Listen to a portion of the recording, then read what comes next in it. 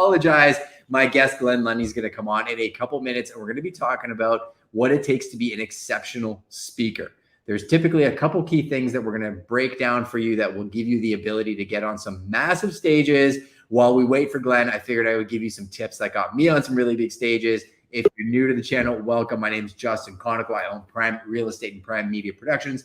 I've spoken on stages with people like Scott McGillivray. I've shared space with Ryan Serhant. I've shared spaces digitally with Kevin O'Leary and many, many other household names.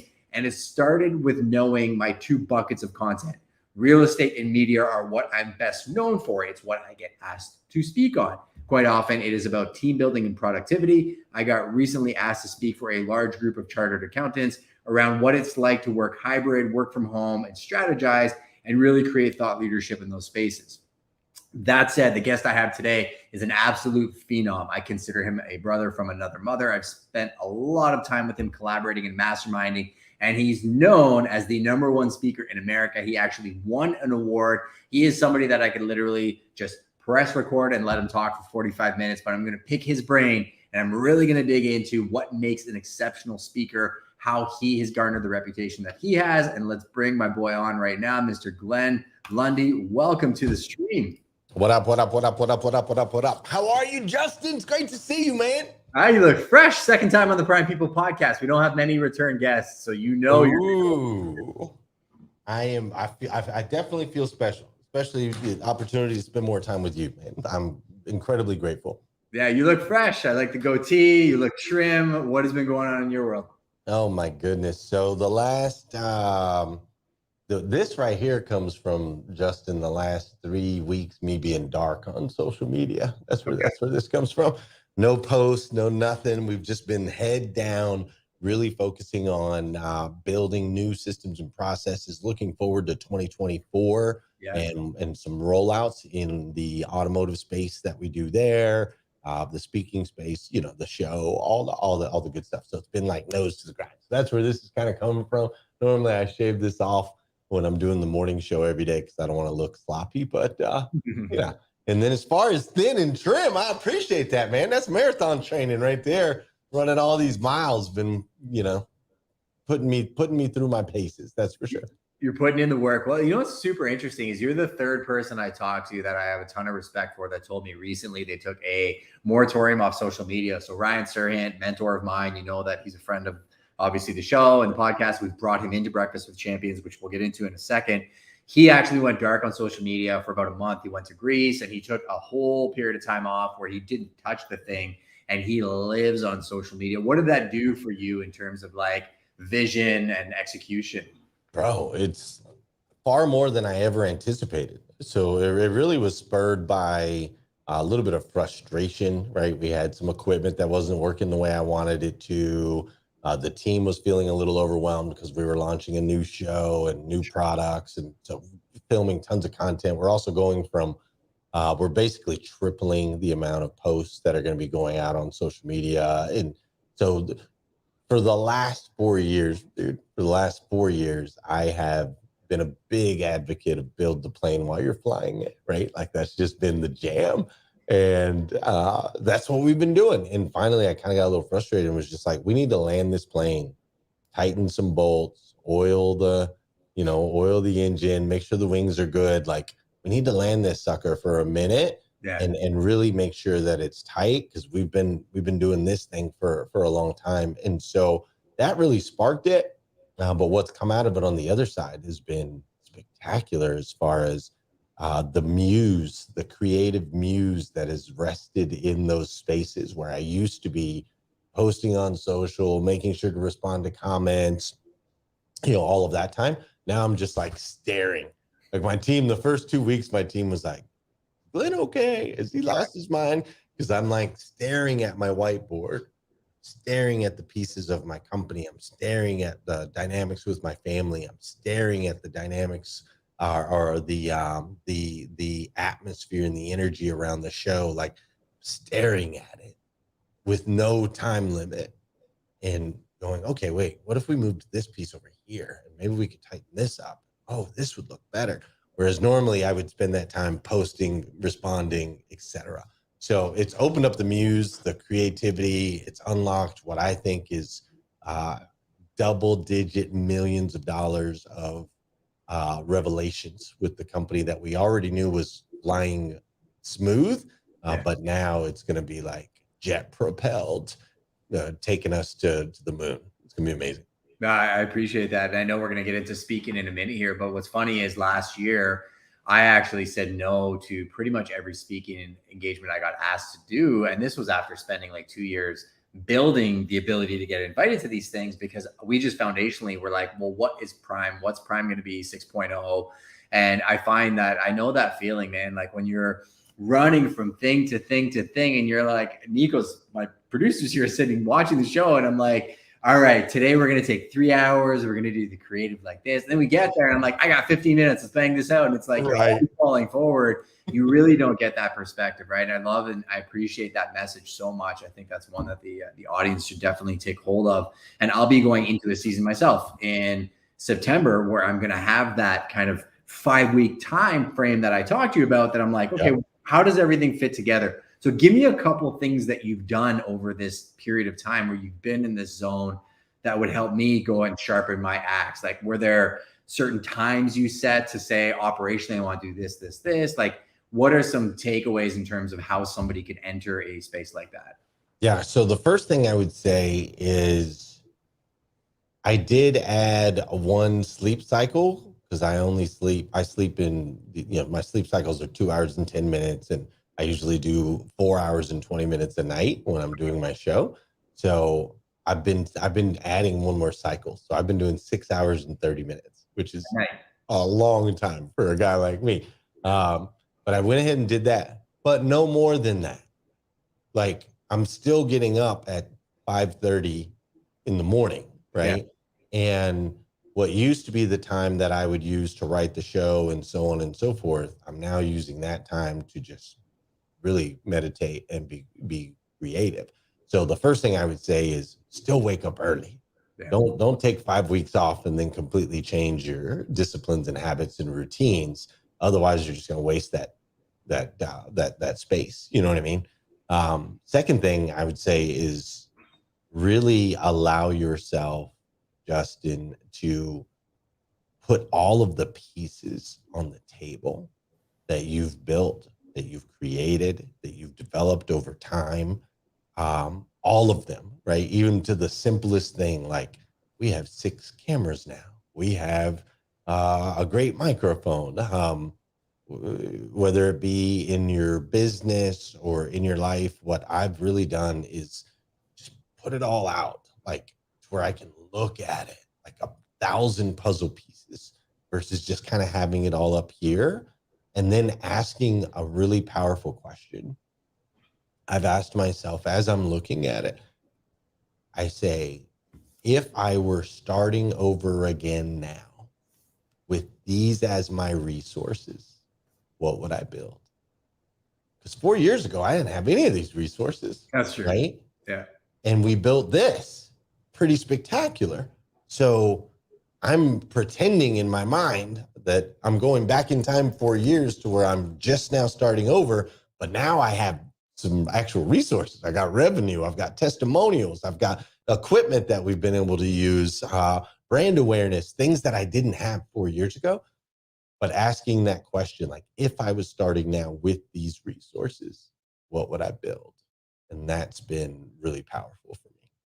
That's super insightful. I mean, I think about that question as you're saying it. I'm like, I'm still bootstrapping a lot of it because it's just how we're built, right? Like, I did it when nobody was around. Now we have all the resource and all the team in the world. And I think there's a lot of fluff that, we just sold our Matterport, or we're going to be selling our Matterport camera. We decided to get rid of it. 3D camera made a ton of sense during COVID, but we're spending $280 on it a month. Camera was worth $7,000 when we bought it. We can redeploy those resources somewhere else, maybe editing or whatever that looks like, right? So I love that piece of advice. Now, when you say like lay it all out, do you want me to like get a board and a whole bunch of little miniatures and like treat it like Game of Thrones, or are you putting it on a whiteboard? Like, where am I laying this out? I did whiteboard. I'm a very, I love the written word. So for me, it's it's whiteboard. I'm just listing out all the different components, all the different things that we have, and then I'm looking at it. I'm like, ooh, ooh, ooh, ooh, moving around. And you mentioned some of the expense stuff, dude. We went through and looked at. If you go into Google, you can look at your Google subscriptions, right? And so I went into Google subscriptions and found hundreds and hundreds and hundreds of dollars of subscriptions that made sense for our business at one point, but we don't need them anymore, right? We have people that are doing that, or et cetera. Also AI tools, laying out relevant AI tools and saying, okay, where does that fit into what I was doing that could maybe reduce my overall expense, but more importantly, expand our ability to make an impact, reach more people, et cetera, et cetera. So just really taking a look. I mean, what a great time to be alive, bro. It's crazy what we have access to. And if you just think back 30 years ago, I was telling my kids the other day, Justin, I did not have a smartphone until I was 31 years old, right? I'm 46 now. So I got my first smartphone. That was just 15 years ago. Like, look at the epic companies that were built without internet, without a computer in their pocket, without, right? Like, if they had all the tools we have today, like, it's amazing how you can accelerate what used to take 100 years can now be done in 5. So really looking at the resources and not having a preconceived notion of, well, this is what we've always done, so now we're just going to make it better. Instead, say, I'm starting from scratch and this is all that I have. What do I want to build moving forward? Super, super insightful. I think we've gone from like the industrial revolution to call it the digital revolution and Yeah. the influence revolution. And actually think we're making a return to the craftsman, right? Because the Yeah. tools allow us to get back to the work where, the cobbler or the butcher that built his company in the early 1900s built it through really hard work and building a really good name for himself. And I think we got so bogged down having to be everything to everybody that technology is going to give you the ability to use AI to stack protocols that you build. So we build our own. They're called the prime protocols, and they're for everything that we do. And each protocol has a different set of prompts, and like they're always in development. What's cool is gives my team the ability to take things that would have taken them hours and redeploy those hours to like what they actually love doing. Like my ops manager loves operations and like putting the puzzles together. So now she doesn't have to worry about creating titles and descriptions on YouTube and keywords because the protocol's in place. So how has AI revolutionized, I guess, how you're looking at the next phase? Because I know you got to be like a purple belt by now at AI. So give the white belts a little bit of love here. 18 minutes a day, Justin. 18 minutes a day. That's what I've learned. If we take any new task, any ability we want to obtain, anything like that, if you just commit to 18 minutes a day of whatever it is, right? Learning a new language, learning AI tools, yoga, working out, whatever, anything, right? Within 12 months, you'll be fairly efficient. And the statistics say you'll actually be better than 95% of the population at whatever that thing is if you commit 18 minutes a day. And it's not 1 hour one day and nothing for the next 2 days. It's 18 minutes a day. It's every day, right? That's really the compound effect is what makes it work. And so we started doing the 18 minutes a day as a team, myself and all the members of my team, I guess 6-7 months ago.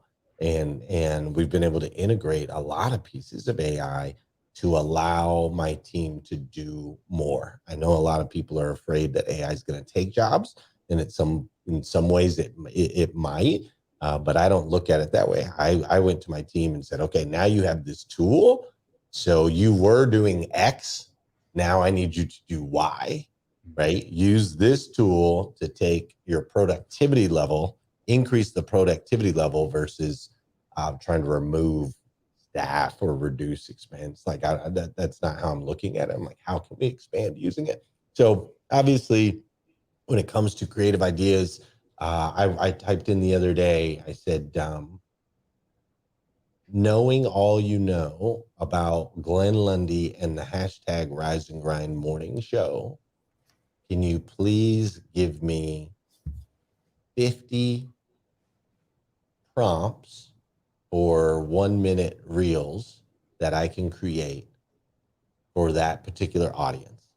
And so it goes online, it searches Glenn Lundy, it finds all the anything about the morning show, it immediately comes back and says, Glenn Lundy and the Rise and Grind Morning Show is a motivational, educational, inspiring show that comes on at 5:30 a.m., bringing people together. Like, it knows everything, right? And within seconds, I have 50 prompts on things that I can shoot, which I proceed to shoot 18 of them in the next 40 minutes, right? It's like, because we usually spend a lot of time on the ideas. What am I going to do? Whereas it's like once, and especially if it's something you know about, right? Like, I know a lot about morning routines, motivation, education, inspiration. So I don't need to go script out what I'm going to say.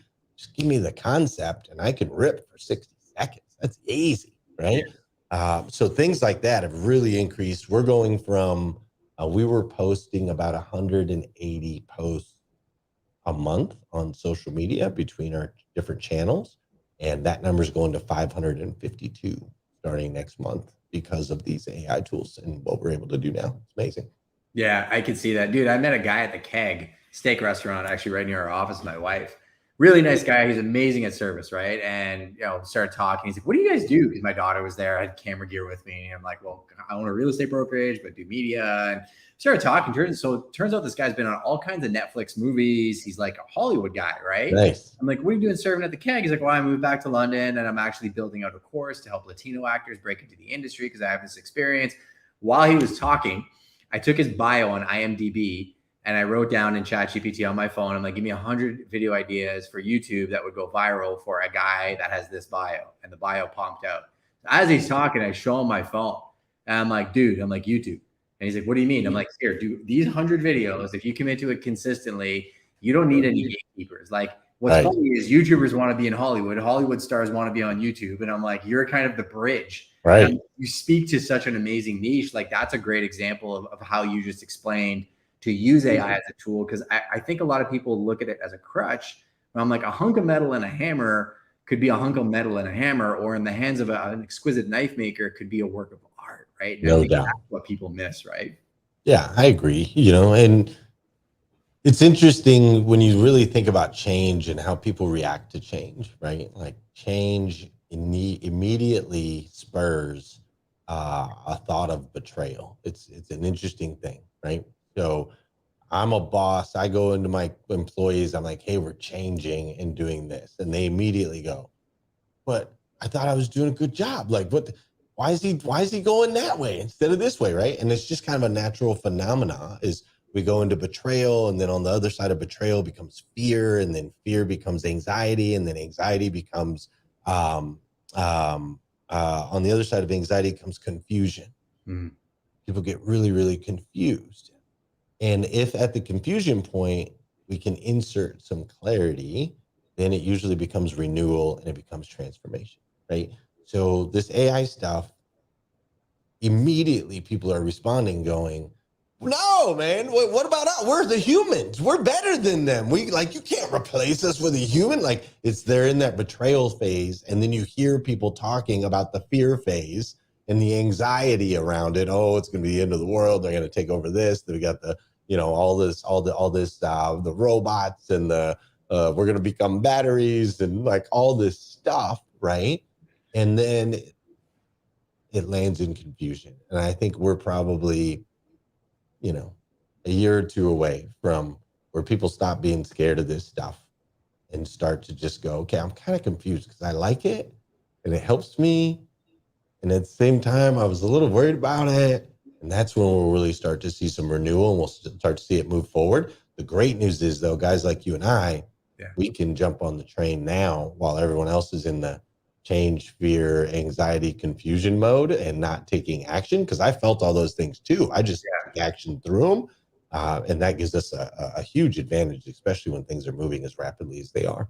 100%. I think it'll take leadership, right? I think the workplace is changing everything you described. I mean, I've seen it happen in workspaces over the years, even internally myself, not giving clarity on things, on what their vision of things were going. I think that's where, as a leader, you have to be aware of how to like carve the pathways and then go back and make time to help people. Because even with AI, I mean, look at somebody going to a jiu-jitsu gym for the first time. You walk in, you experience all those emotions. You're scared, you're confused, you go through everything. Meanwhile, you could leave something on the table that could change your entire life, right? And I do think AI is going to have the ability to do that. And I'm going to let you be more human at the end of the day if you learn to use the actual tool, right?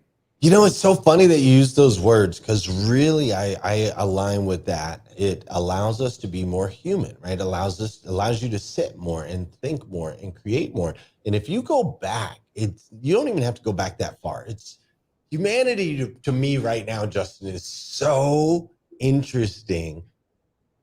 Pretty much everything that we believe as humans today is spurred in the last 100 years. Mm-hmm. Where I believe, we've been on this planet like 6,000 years. And so 5,900 years, things were kind of one way, obviously evolving through those 5,900 years. And then here we are the last 100 years, we think we know it all. We think we have it all figured out. But I was reading somewhere, but back in the day, like if you look at the early times, this whole concept of working for the man, right? Exchanging hours for money that you then use to go acquire whatever it is. This is a really new concept to humanity. Like it used to be, you worked your land, you worked your craft, you worked your trade to create something for yourself.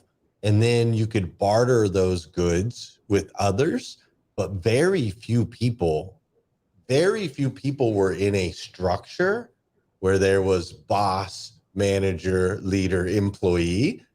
Everyone was using their skills to build and contribute to their community in whatever way that they could, right? But basically everybody was an entrepreneur back in the days. They all owned their own business and worked their own things.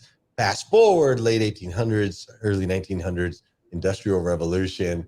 Now it's like everyone has to work for someone, and that's what's really been shifted. And so I'm with you where it's like, I think AI has this ability to remind us of our roots, that, hey, we're each individuals that bring something special to the table. And when we collectively contribute, not to one or two people's goals, but to each of our individual goals and passions, comes this beautiful thing, right? Have you ever seen that movie, The Biggest Little Farm, I think is what it's called? No, I haven't. Oh my gosh, you got to go see it. It's a documentary. It's on Netflix.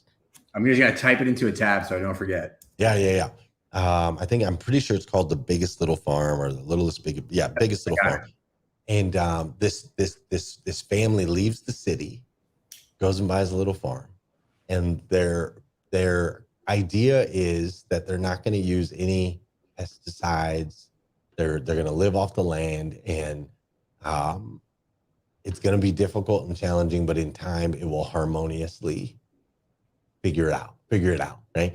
So they hire this guy that like teaches them how all these things play into each other, right? And the documentary shows their challenges. They have challenges with coyotes eating their chickens. They have challenges with bugs eating all their crops. They have all these different challenges, and they're quick to like go get a gun and shoot the coyote, or we need to throw up a fence to do this. We need to do that, right? And he keeps telling them like, no, bro, like it's gonna take 7 years, but if you follow this, right, the land was not fertile at all, and over time through the whole documentary, they let things naturally kind of work itself out, and they start to see how the coyotes keep the gopher population down, and how certain, the chickens eat the aphids that attack the things, right? Like, and it all over, after 7 years, they have this massive farm, bro. Like,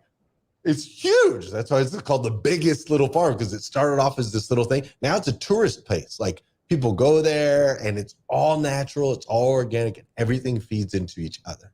And I think that's what's missing in humans, is we have so much stuff that we've forgotten how we naturally and organically can not just survive, but thrive on this planet. And so with AI tools taking some of this crap off our plates, we can bring that humanity back, and I'm excited for that. I love that so much, because I think from a communal perspective too, I see a bunch of people here. Our boy Ramon Ray, super pumped. He's here. Rise and Grind comes back all new September 4th. We love and appreciate you, Ramon. Like, he brings something inherently unique to the table that only he can bring. Right. That's right. That Latino actor. I'm not a Latino actor. I can't speak to that community, but I can show him my tools. Right. I've got Matt LaMarche here, who got to meet you and Amelia back in the day. He brings what he brings. I see Zona Genius. She's super pumped in here as well too. And, I think when I think of everything you're describing, I think of the order of things that we've gotten away from, and how, as little children, when we're growing up, we try so hard to manipulate the world around us because it's just our little circle, right? And then we get a little bit older, and then, well, okay, there's other people here that kind of matter, but I'm still the center of the universe. And then you're a teenager, you fall in love, you get broken up with, and you're like, oh no, it's the end of the world. You have 1,000 kids, you're watching them grow up, and I'm sure you're like, oh no, you'll learn. And then the 80-year-olds are looking at you and I being like, oh no, you'll learn. Meanwhile, our father above us, where I know you and I kind of fall in the same place that way, look at us and think, well, there's an order of things. And I think the further you get away from the order of things and realizing that you don't need to manipulate the world around you, you just need to learn how to flow within it, within who you were meant to be, who is very unique. I think that's the next revolution that we're going to get into. It's going to be a return of the age of the craftsman. Every single person is inherently different, right? And I definitely want to dive into what I titled this podcast. I'm probably gonna have to change it after, because this conversation has been super deep. My bad, man. I took it down a different road. I wanted it to go this way, actually, to be quite frank with you, because there was a lot of stuff I wanted to talk to you about. But that piece, I think of Glenn Lundy, and I think of the first podcast I shot with you, and the hundreds of hours we've spent together on Clubhouse and collaborating, and off channel as well, and the future of our friendship. Unequivocally, you are, without a doubt, one of the best speakers I've ever met in my life. I did the clickbait title. You won the award for the top speaker in America, which we'll talk about. Have you always been this good at talking, like since you were a kid? Well, thank you for the kind words, by the way. I appreciate that, man. And I've always done well on a stage. First time I was on a stage was a talent show in middle school, and that I emceed for a young lady named Kara Thrasher, who was in an unfortunate accident. And so I've always done well on a stage. First time I ever did like a real speaking thing was at my dad's funeral, and I put something together that was pretty stinking good. I was happy about it.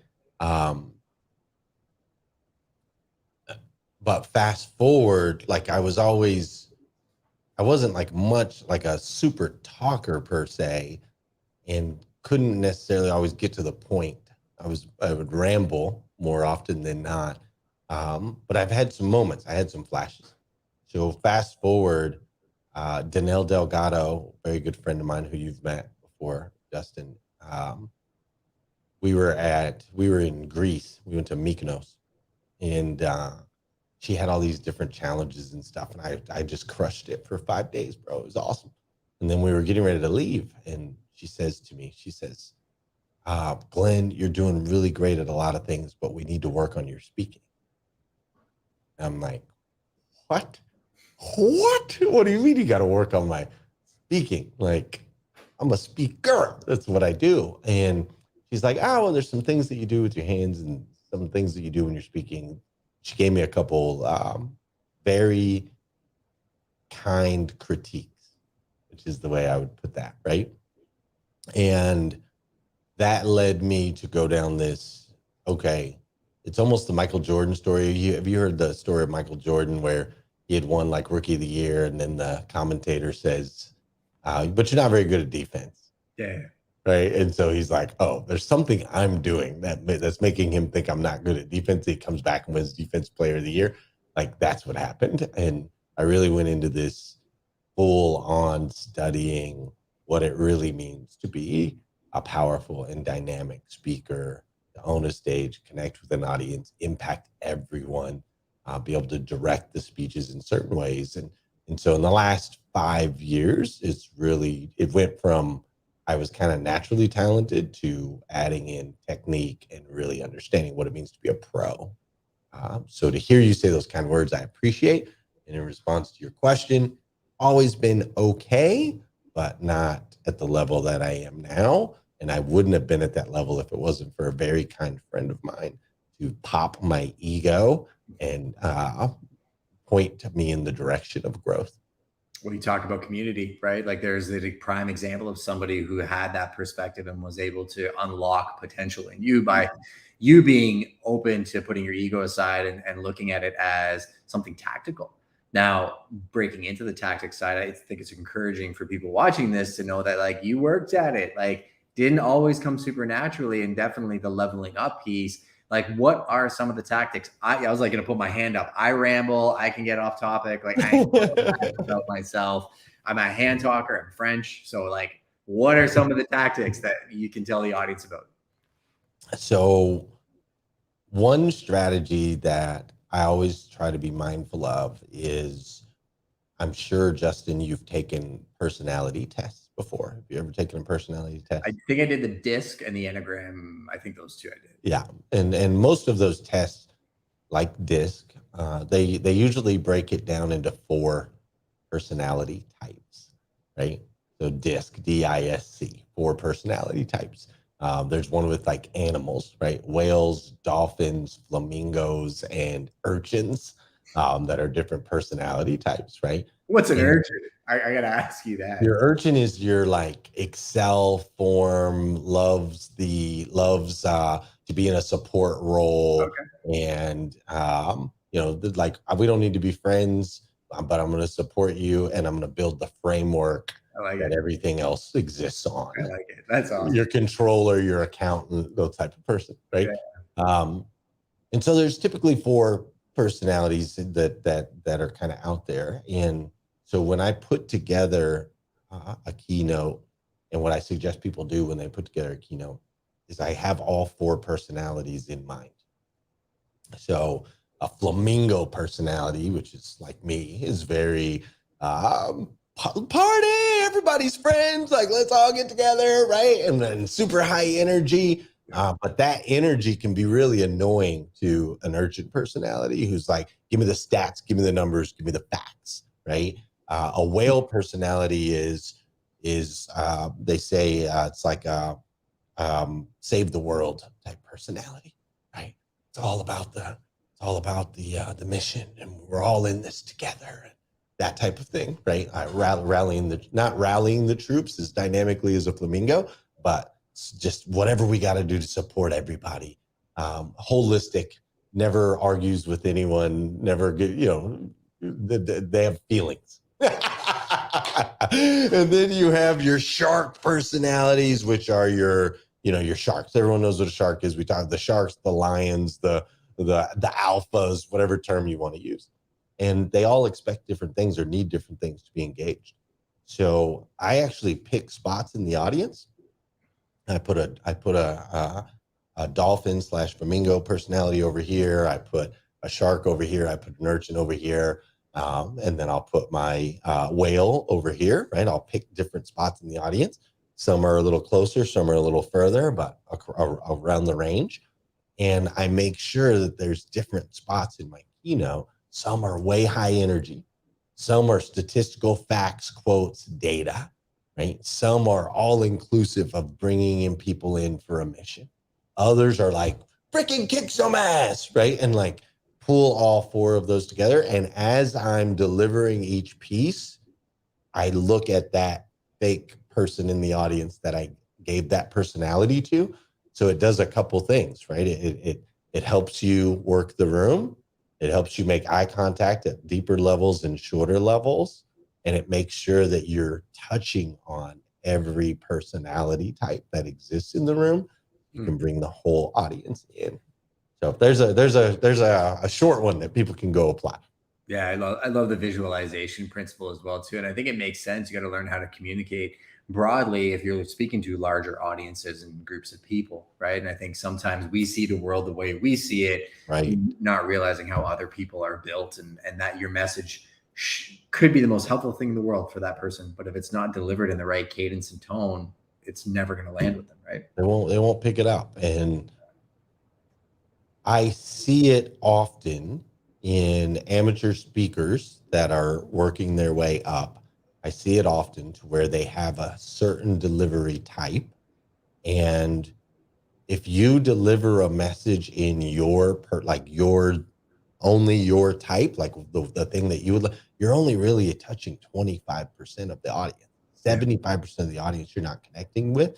And so it's important that a speaker understand that it's not about you. You're there to serve the audience, which means you have to adjust your delivery to make sure that you hit the majority of the audience. Now, Dave Meltzer always says, 10% of people are going to hate you no matter what.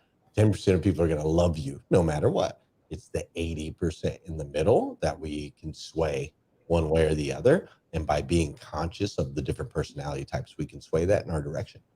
Well, the good news is haters are just confused admirers anyways. So if you just keep at it consistently, then they'll end up falling in love with you anyways. Tactically, when you're sitting down prepping for a keynote, are you mapping this out on like the seating chart? Like, how do you prep for your keynotes? How much effort actually goes into the sequence? Do you just riff because it's topics I know there's all kinds of styles out there.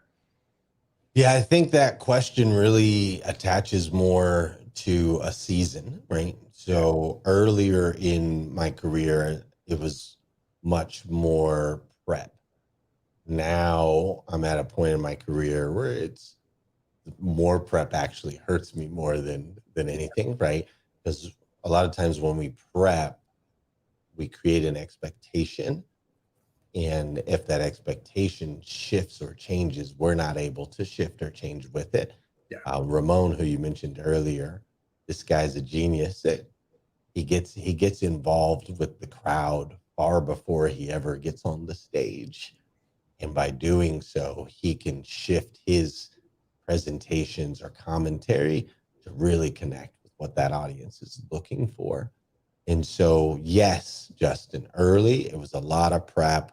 Okay, we're gonna go to the DISC. We're gonna follow this formula. And we're gonna make sure hit here and hit here. Okay, now we need to throw a fact here, and we need to get a data in here. Let's get a quote, and like really that. Yeah. But now it's more like, okay, organically in the back of my mind, I know that I have a responsibility to reach each of these people. And as I approach the stage, it's like, okay, my shark's there, my dolphin's there, I just kind of point to people that are there. And as I'm bringing a point, I know which personality that's going to fit better with, and I just aim in that direction. And then those points that you're bringing, like, do you have a bullet point list in your mind, or like, how have you prepped? Say you speak around a certain topic. Yeah. How much do you structure that piece of your speaking? Yeah, so depending on the length of time of the keynote, right? I usually like to deliver one powerful takeaway every 15 to 20 minutes of a keynote. So if I know I'm going to be somewhere for 20 minutes, I'm going to focus on one major takeaway. Now, I'm going to weave stories through that and to that and so on and so forth to land that plane. And people may gain more than one takeaway from something I just, naturally, organically say. But I'm focused on one for every 15 to 20 minutes. So on a 45-minute keynote, I'm going to have 3 major principles. And the way that I kind of remember those is I usually use some sort of acronym, right? Like I'll say, okay, I'm going to talk about morning routines, uncomfortable in life right before death, and a third one might be I don't know, something in automotive, right? Like an automotive thing. So then I'll take the letters from that and I'll be like, okay, morning routine, uncomfortable, that's MU, and then A is automotive, so it's moi. Right. So there we go. So moi. So all right, Glenn Lundy, moi. We're gonna kiss him with moi today. Right. And I'll create some imagery around that in my head to that little acronym of 3 letters. And then I can watch my time. And 15 minutes in, I'm gonna go to the U. 15 minutes in, I'm gonna go to the A. Then I'm gonna wrap it all up with a bow. What a super slick hack. I love that so much. I love that, the visual and the excitement and the energy behind it. I think that shows context, because you can tell when somebody's phoning it in. Now, let's just pretend you were taking a sabbatical off social media and putting everything on the table and wiping everything clear, and you've never spoken before in your life, and you wanted to go from 0 to hero within a year and get on some of the biggest stages. What would be your roadmap? Because there's so many things you've done that you looking at it now, you'd probably change, right? Yeah, for sure. So if the target, I'm a firm believer in math, not magic. Okay. If the target is some of the biggest stages, 365 days from now, and I'm starting at 0, the first thing I'm going to do is commit to 18 minutes a day of speaking. There you go. I'm also going to commit to 18 minutes a day of learning how to be a great speaker. Okay. Listen to TED Talks, you can read books about it, so on and so forth. So 18 minutes of actual speaking, whether that's in front of a mirror, live on the Rise and Grind show made me a much better speaker as well. Sure. Live video, however you want to do that, but speaking 18 minutes a day, and then learning to speak 18 minutes a day. So it's 2 different processes. I would also use what I call the law of 1%. So, Justin, I absolutely have grasped onto this idea that volume solves everything. And instead of trying to create something that 100% of the people are going to want to buy, care about, attach to, or be impacted by, I'm like, I just need 1%. I need something that 1 out of 100 people will buy into. And then I just got to expand the math to however many hundreds of people I need to get to my ultimate result, right? So I don't need to please everybody. I just need something that there's 100 people in the room, one will buy, right? One will buy. And then we just do the math. So if you're trying to get on some of the biggest stages of the world, you'd have to figure out how many stages there are, right? And you got to use the law of 1% and then divide that by your 365 days and say, okay, I need to reach out to X number every single day for the next 365 days so that they know who I am, so that they have an opportunity to choose to do business with me. And I'm expecting 99 of them to tell me no to get that one yes, right? And once we know what that math is, probably use some AI tools to help write that, to help me with that process. But once we know what the math is, now we know we've got 18 minutes a day of speaking, 18 minutes a day of learning to be a speaker. And I'd probably spend however much time it takes, probably more than 18 minutes, to reach out to whatever that number is, right? I got to reach out to 10 people a day, 20 people a day, 50 people a day, whatever that number is, to reach out.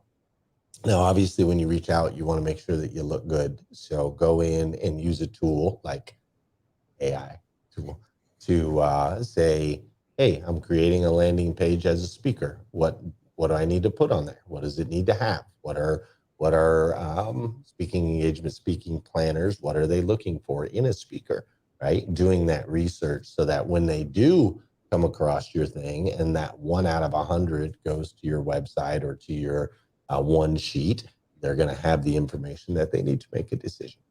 So that's what I would do. I'd run the math because it's math, not magic. Determine what we need to do each day to reach the target 365 days from now, and just take it one bite at a time. That's straight fire, and keep it simple. I think people overcomplicate things way too much. I love that 18-minute principle. I think that's a major unlock that you dropped. And in terms of the 1% rule, I'm going to send you a podcast that I watched with Eric Sue. He wrote a great book called Leveling Up, where he literally talks about video games, and Alex Hormozi. And Alex Hormozi talks about, marketing and how like a 0.5 or 1% conversion from a marketing perspective is fantastic. And then if you know what your customer acquisition cost is, you can just rage through that. I could literally keep talking to you for hours about this. I do want to respect your time, and we got to land the plane on the podcast, but I'm going to ask you a few more questions. You're going to be somebody that I actually come out and shoot an in-person podcast with. I'm going to do a road show in 2024. So you'll be a trifecta guest one day. Let's go. See what you do in Q4, but let's get to the rapid fire and I'll get you out of here, brother. So first question I have for you, I already asked you this once, but let's see if the answer is different. How has failure shaped your life?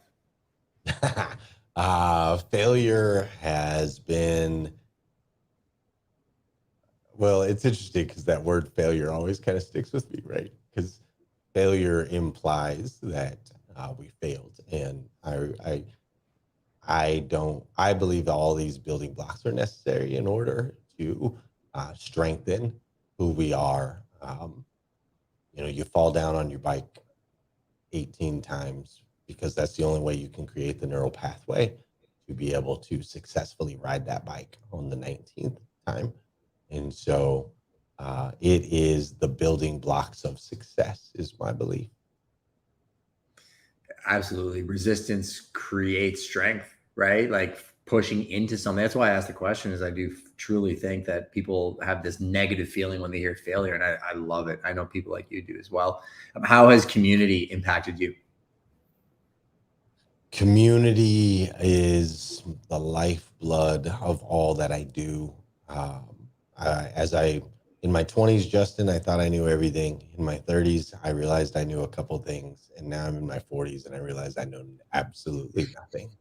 And in that knowledge of nothing, dropping the ego and understanding there's so much wisdom and knowledge to be obtained out in front of me versus what I'd learned behind me. In that, I have discovered that my purpose, I connect most deeply on a spiritual level when I bring people together, equip them with the tools they need to succeed, and inspire them to be great.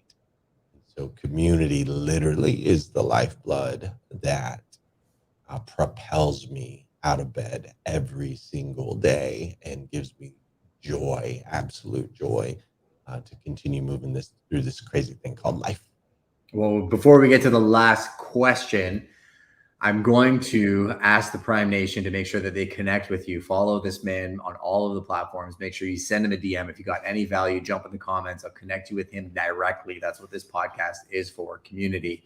The last question may sound like something you've heard before, but I swear it's completely original. So you're standing at the top of Prime Mountain, speaking to the entire Prime Nation, and you made time for us. So what is something that the Prime Nation can do for you? Is there a message you want to leave with them, somewhere you want to point them to? The microphone is yours, my man. On top of a mountain with all of Prime Nation. I love it. As far as, connecting with me, just look up Glenn Lundy and hopefully you'll find me in the exact right space that you need. Whether that be on a business level or a coaching level, or maybe it's just you need some motivation, some education, some inspiration. Maybe you need to connect with some of my friends like Justin or my guy Ramon, who was just on the screen. So that would be my hope. But if I had just a very short amount of time on top of the mountain, Justin, I would share with the world an opening statement of you take yourself wherever you go. And the sooner that you can understand and process that, the sooner you can really start to step into the best version of yourself that you can possibly be. We go through seasons where the environments around us change, the people around us change, the economic situations around us change, politics around us change, the globe changes. There's all these things that are changing around us. But no matter what change happens on the outside, you take yourself wherever you go. And within that is the realization that you are the catalyst of all things good in your life. You are the catalyst of all things that might be perceived as negative in your life. And as a child of God, you've been given the ability to create. So expand on that. Understand that the answers are within, not without, or not. That's not the right way to word it. The answers are within, not on the outside, but ultimately on the inside. So you take yourself wherever you go, get to know who you are, expand on the gift that you've been given, and live a life of joy and impact. Glenn Lundy. The world has become addicted to instant gratification and allergic to accountability. You just dropped a massive bomb. If you guys enjoyed that episode, make sure to hit the notification and the subscribe button. Share it with somebody you love. We're going to chop it up, drop it as an audio podcast. And my man, I will find some stages for you. There's one thing that I like doing, and it's connecting cool people with cool people. That's why we do the podcast, and can't wait to meet you in person, my man. And I'll see you on September 4th. That's going to be a real thing. So I'm excited for it, Brian. Thanks, Justin. You're the best, brother. I appreciate you so much. Okay. See you, my dude. All right. Take care.